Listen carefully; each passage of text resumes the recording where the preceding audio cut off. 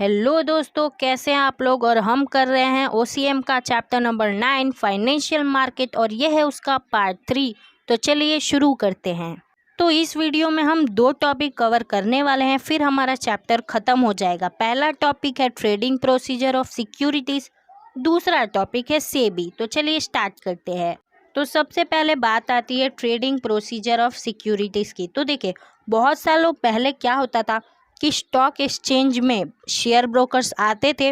वो लोग ऐसे ही ज़मीन पे बैठेंगे, नहीं तो कुर्सी पे बैठेंगे और फिर बातचीत करते थे। लेकिन अब क्या होता है, सब कुछ ऑनलाइन होता है, सब कुछ ऑन द स्क्रीन होता है। अब सारे स्टॉक एक्सचेंजेस के पास ऑनलाइन सिस्टम आ गया है। नेशनल स्टॉक एक्सचेंज ने क्या कर लिया है, अब क्या अडॉप्ट कर लिया है, screen based online trading system. और यहीं से ट्रेडिंग होता है, वो भी ऑनलाइन। अब देखिए, 2 स्टॉक एक्सचेंज सबसे ज़्यादा फेमस है, Bombay stock exchange and national stock exchange. तो नेशनल स्टॉक एक्सचेंज के पास जो स्क्रीन बेस्ड ट्रेडिंग सिस्टम है उसको कहते हैं NEAT, and Bombay stock exchange के पास जो स्क्रीन बेस्ड ट्रेडिंग सिस्टम है उसको कहते हैं बोल्ट BSC। अब हम पढ़ेंगे उन स्टेप्स के बारे में। तो सबसे पहला स्टेप आता है टू ओपन डीमेट अकाउंट। अगर आपको सिक्योरिटी ऑनलाइन खरीदना है या ऑनलाइन बेचना है, सबसे पहला काम क्या करना है, आपको डीमेट अकाउंट खोलना है। किसके साथ? डिपॉजिटरी पार्टिसिपेंट के साथ। कहाँ पर? इंटरनेट पर।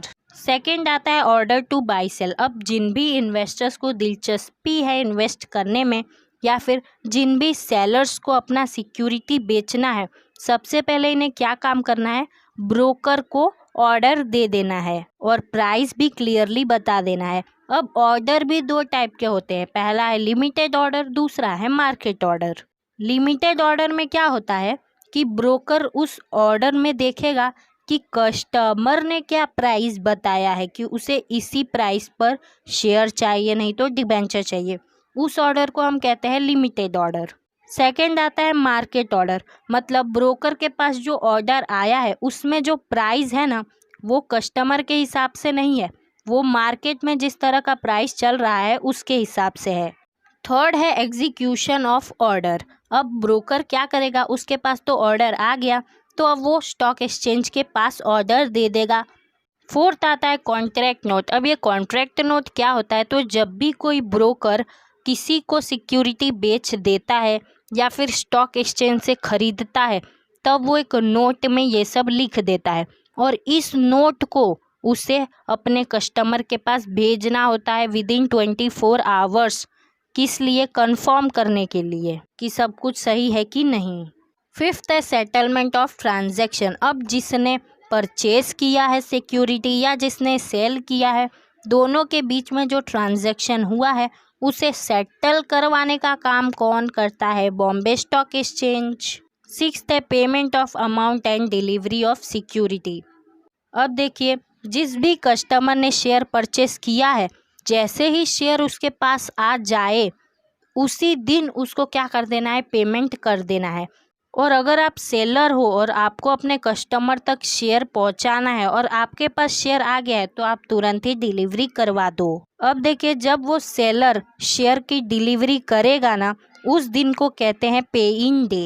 एंड पे आउट डे मतलब क्या होता है कि जब वो जिसने भी शेयर खरीदा होगा वो पैसे दे देगा स्टॉक एक्सचेंज को, और वो जो स्टॉक एक्सचेंज जब सेलर तक पैसे पहुंचा देगा उसको कहते हैं पे आउट डे। सेवेंथ आता है inform to customer of settlement of transaction. अब ब्रोकर क्या करेंगे, डीमेट अकाउंट के हेल्प से वो लोग तुरंत ही अपने कस्टमर को इन्फॉर्म कर देंगे कि भाई आपका पूरा ट्रांजैक्शन सेटल्ड हो गया।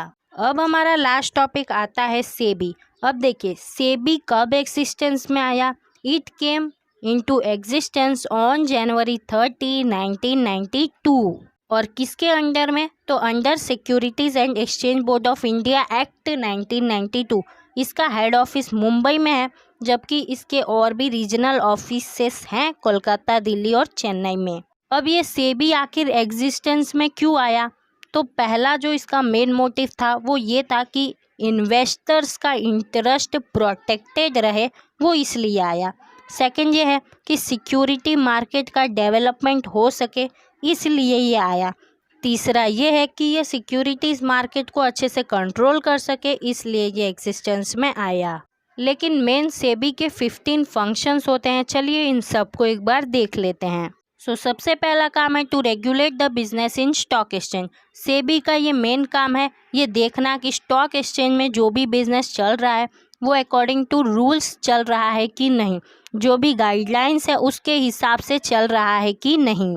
सेकेंड है protection of the interest of investors. अब देखिए सेबी का सेकेंड काम क्या है कि जितने भी लोग स्टॉक एक्सचेंज में इन्वेस्ट कर रहे हैं उनका इंटरेस्ट प्रोटेक्टेड रहे।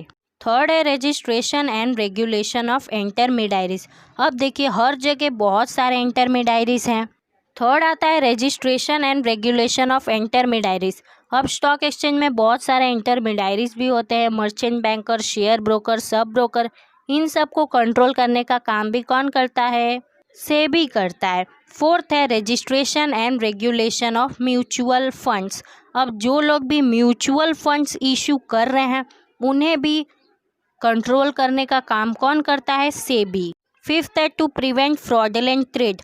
अब कुछ भी फ्रॉड तरीके से ना हो, कोई भी ट्रेड फ्रॉड ना हो, ये भी जिम्मेदारी कौन उठाता है? सेबी। सिक्स्थ है to cancel registration of brokers. कुछ ब्रोकर्स होते हैं जो ज़्यादा ही धुंधलेबाजी करते रहते हैं, कुछ ज़्यादा ही बदमाशियाँ करते हैं, तो उन सब को हटाने का काम भी सेबी ही करता है। मतलब सीधा उन ब्रोकर्स को निकाल ही देते हैं सेबी वाले। सेवेंथ आता है to regulate the merger and take over the companies. जितने भी मर्जर्स होते हैं, जो मिलजुल के कंपनियां काम करती हैं उन्हें हम मर्जर कहते हैं। तो जितने भी मर्जर्स हैं वो लोग इन्वेस्टर्स के इंटरेस्ट को प्रिजर्व कर रहे हैं कि नहीं, वो देखने का भी काम किसका होता है? सेबी का होता है। एंड सेबी ने इसके लिए बहुत सारे गाइडलाइंस भी इशू किए हुए हैं। एट्थ है guidelines with reference to public issue. अगर आपको मतलब आप चाहे नई कंपनी हो या पुरानी कंपनी, अगर आपको कुछ इशू करना है तो आप किस तरह से इशू करोगे वो भी आपको सेबी बताएगा। नाइन्थ है सेल्फ रेगुलेशन। अब सेल्फ रेगुलेशन करना भी बहुत ज़्यादा ज़रूरी है, तो सेबी इसको भी देखती है। टेंथ है maintaining stock exchange as an efficient market. तो स्टॉक एक्सचेंज एक मस्त सा मार्केट बना रहे, वो हमेशा अच्छे से काम करे, एफिशिएंट तरीके से काम करे, इसलिए सेबी हमेशा मेहनत करती रहती है, गाइडलाइंस जारी करती रहती है।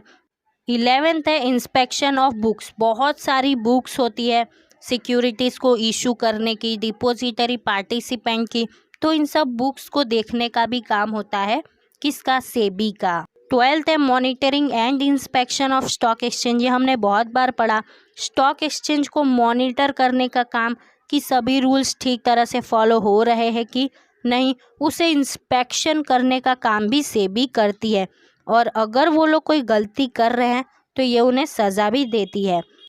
13th है guidelines. SEBI time to time क्या करती रहती है? गाइडलाइंस भी जारी करती रहती है सबके लिए। 14th है to obtain annual and periodical report. ये क्या करता है कि सभी से एनुअल और पीरियोडिकल रिपोर्ट मंगवाता रहता है, उसे चेक करता रहता है, मेनली किससे? स्टॉक एक्सचेंज से। 15th है रिसर्च वर्क। ये जो सेबी है ना, ये टाइम टू टाइम रिसर्च भी करता रहता है ताकि फ्यूचर में काम और भी बेस्ट तरीके से होए।